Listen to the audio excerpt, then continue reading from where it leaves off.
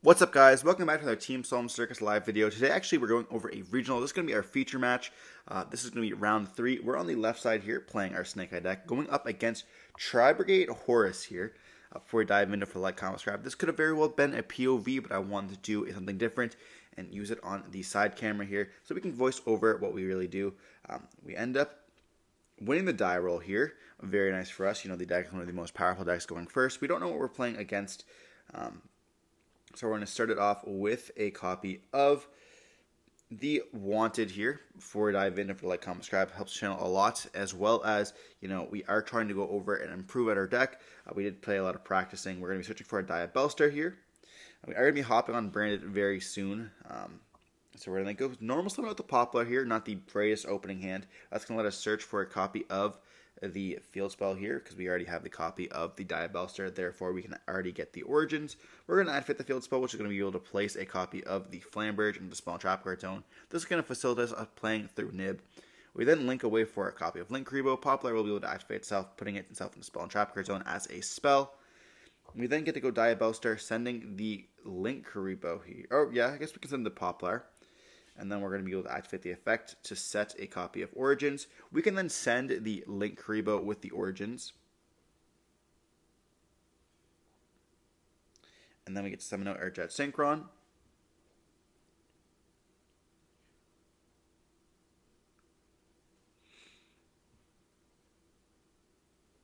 We should summon out Jet Synchron here. That is the better play. We summon out Jet. This is going to be the 4th summon.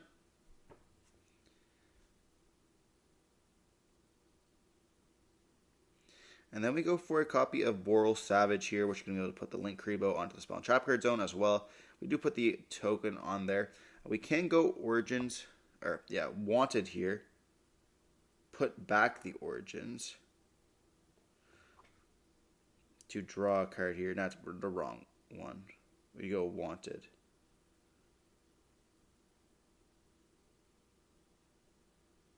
Yeah, you go Wanted, put back to draw, yeah.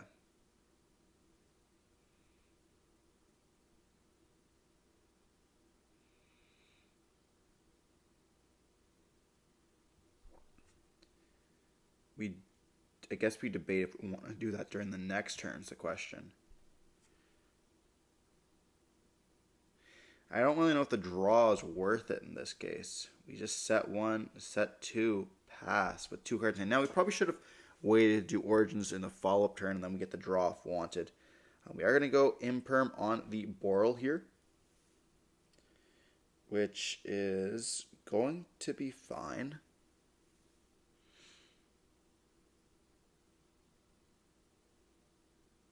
We're going to then activate the Horus, sending the copy of the Tri-Brigade. We do have a Call with the Grave for that, hitting the Imp Steady there.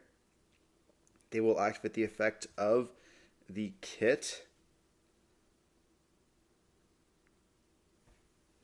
And we are going to Ash that. We want to stop them having multiple Beast Warriors. And they go Talent, and we chain Cross out here, calling Talent.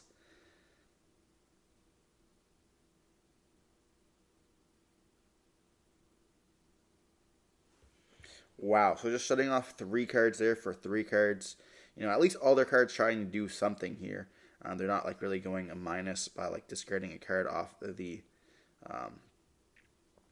Imp Steady here, but they do just pass turn on this.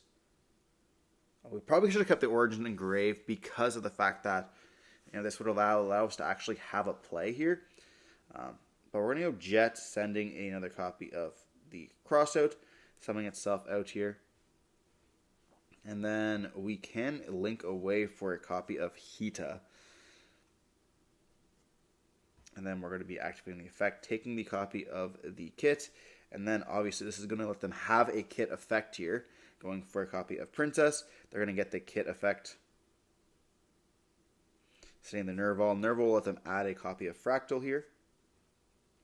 Then we have Talents to draw 2. Very nice.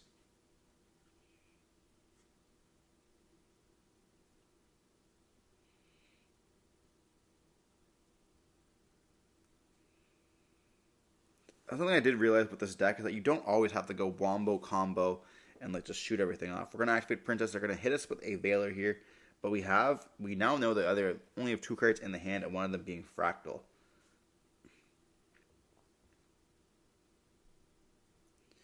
So we don't have to really like rush anything. We can just play extremely like carefully and just not have to rush anything at all. We're going to then normal summon with the Ash Blossom. This is going to let us to link away into the Princess having another form of interaction here. So we're going to go into a copy of the Raging Phoenix. Then Raging Phoenix is going to let us go Battle Phase attack if we wanted to.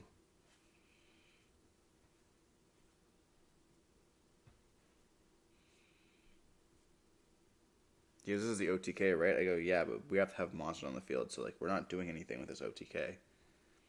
We're going to go Diabellstar, sending the copy of the Temple here, which is going to let us summon it out, and we're going to place the Origins. We're going to activate the Origins here, sending itself. It's going to let us summon out the Ash. Ash can summon a Search for Poplar. Then we can summon out the Poplar here as well.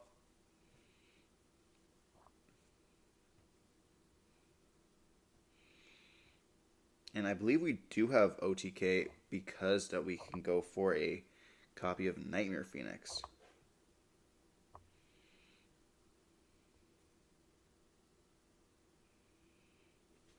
There might have been a world where we actually go for Oak instead of Ash. Oak summon out the copy of the Jet, and then... Alright, we can go for Oak here as well. Then Oak send itself plus Flamebridge. We're also going to be able to summon out the Jet here. And then we just go into a body. Yeah, we have Nightmare Phoenix alongside a copy of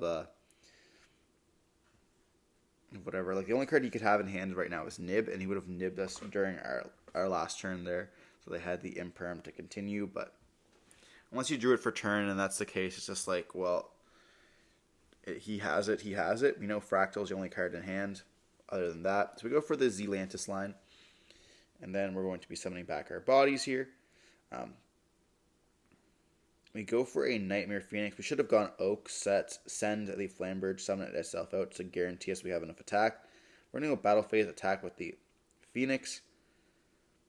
And then we're going to attack with the Zealantis. Then we activate the effect. And that's just going to be game. So yeah, we should have still should have played it correctly. Definitely misplayed. Oak, send, Flamberge, summon out Flamberge, summon out the 2 other bodies. They would have had way more attack. There might have been a world where we actually send the Flamberge earlier instead of keeping the Divine Temple. So then Divine Temple boosts our little guys up with attack.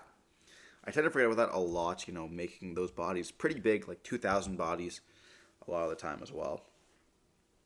But we are going to be going into Game 2. Unfortunately, having cross out for talents, Ash, Cobble the Grave, and a Boral is quite good. Like, there's not really any need to play through.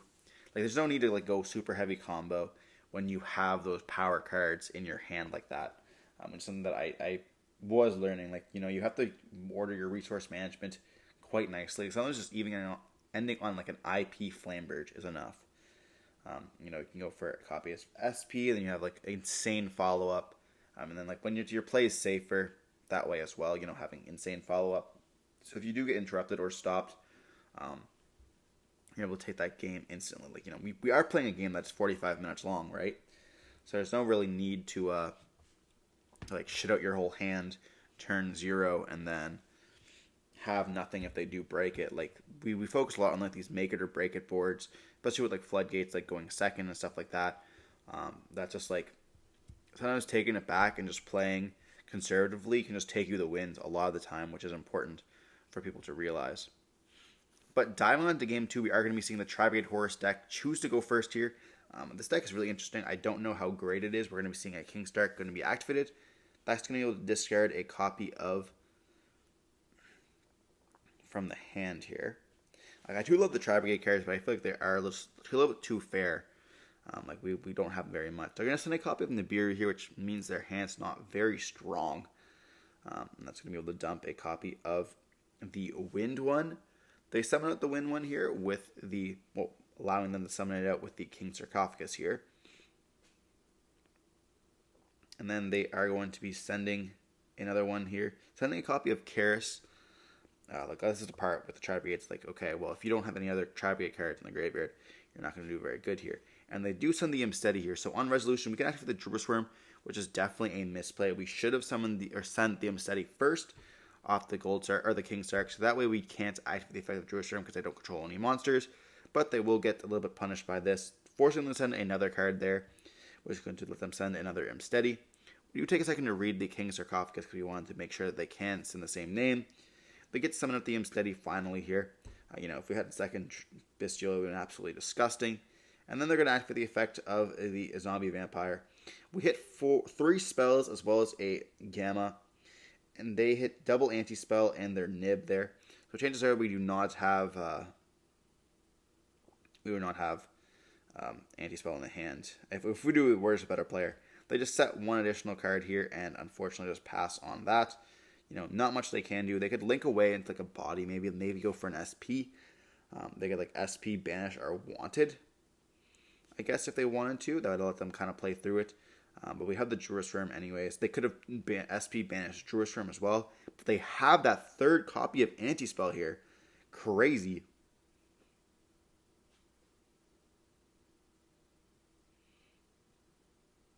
So we're going to normal summon out Ash, activate the effect. Yeah, we aren't really playing through anything here. We have to play through an Anti-Spell and that's it. We're going to summon out the copy of Poplar. Poplar is going to be searching us for the spell.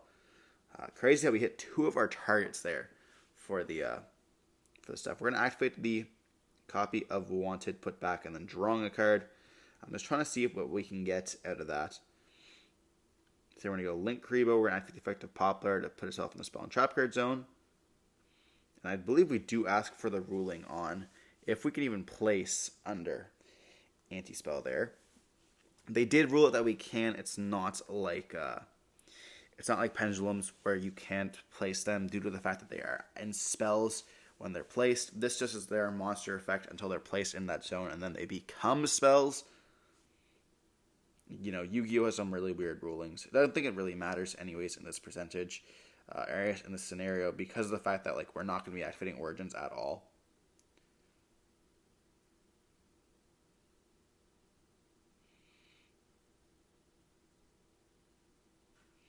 We're going to go into a copy of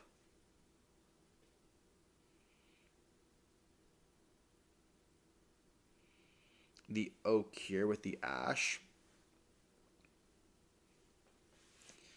And then we can activate the Oak effect here to bring back out the Ash. We could link away if we wanted to with the Druid Swarm. Yeah, we could go Druid Swarm plus Ash to go into a Dark Charmer, and then we're going to be sending the copy to the Zombie Vampire. And then we could actually suck the Zombie Vampire out there. We're going to go Flamberge, push it. Then we're going to go Baldrake, target the Steady, summon itself out.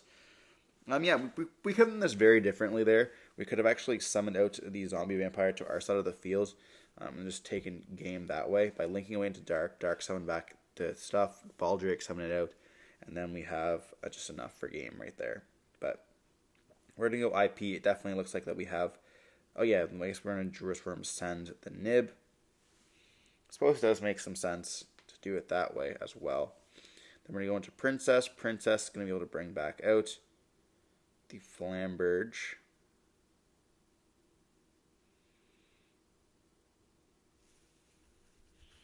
And we have enough for game on board, just like this. 28 plus 3,000 plus 25.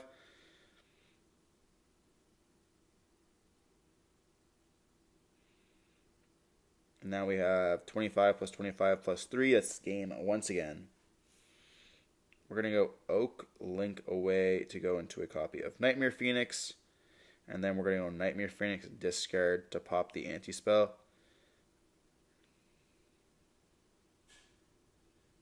Then we draw a card. Then we go, wow. Magnamut banished to do it. And then we just go, this is our hand. We're loaded. And they have Nerval. But that's going to be game there. We just wanted to pop the anti-spell, I feel like, because we are BMing. Unfortunately, not the greatest. But we do end up taking a 2-0 here.